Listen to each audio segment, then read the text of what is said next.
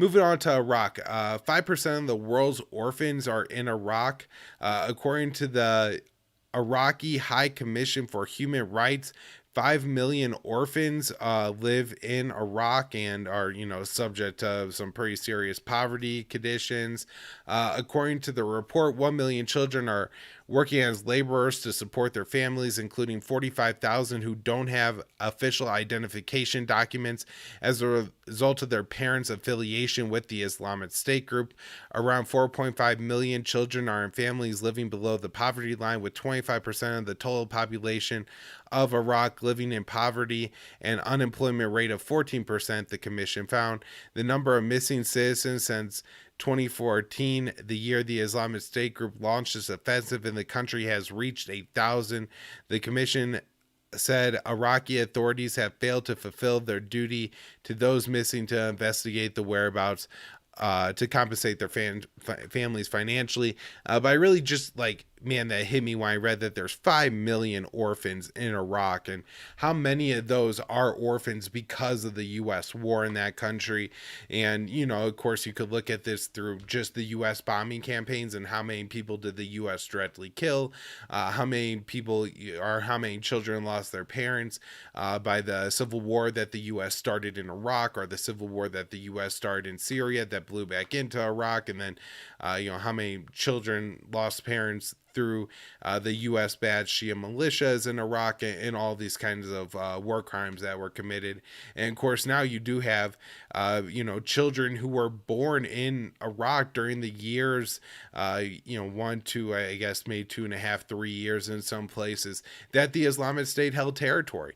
And so, if you are a baby born to ISIS parents and then your parents are killed or captured, you certainly don't have any identification, no birth certificate or anything like that.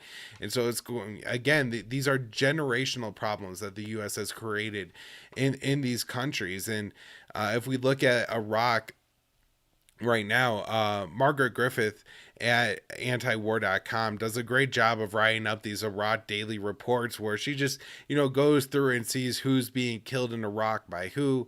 And so, I'm not going to break down all of these because there's so many different operations going on, but you have the Iraqi Kurds, the Peshmerga, carrying out operations against the Islamic State carrying out terrorist attacks in Iraqi Kurdistan.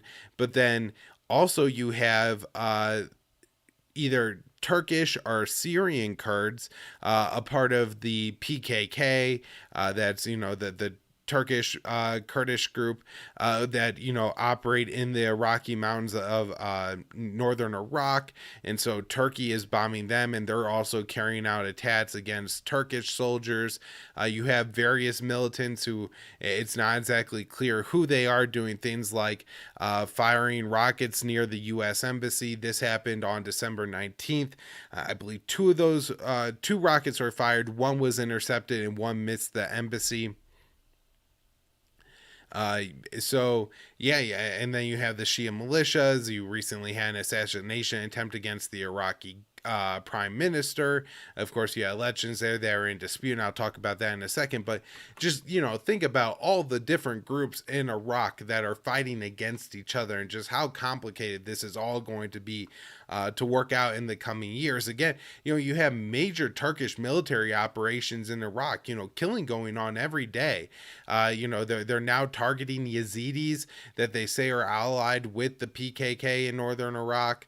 The Peshmerga reported 350 plus people were killed by the Islamic State in, I'm not sure if it in Iraq total or just in Iraqi Kurdistan. I would kind of guess they will only have the information for Iraqi Kurdistan, but maybe they accumulate through public reports or something like that, or this is a part of the Iraqi government that's controlled by the Peshmerga, or offices with Peshmerga officials, something like that. But important that just all this fighting and conflict continues to go on in Iraq 20 years almost now after the U.S. overthrew that government and pretended to create a nation. And we just created so much violence, and that has left so many children parentless, and that's going to put them in horrible positions and give them horrible opportunities in life. And while I'm not saying that all these kids are going to turn out and be bad people or anything like that, but if you look at statistics, how things work, what happens when kids are abused and parentless and malnourished and all these kinds of things, they're more likely to engage in crime, violent acts, develop serious mental illnesses, develop health problems, that addiction issues, all these kinds of things. Again, they're going to create cycles of violence in Iraq, Afghanistan, and let's move on, talk about Syria now for years to come.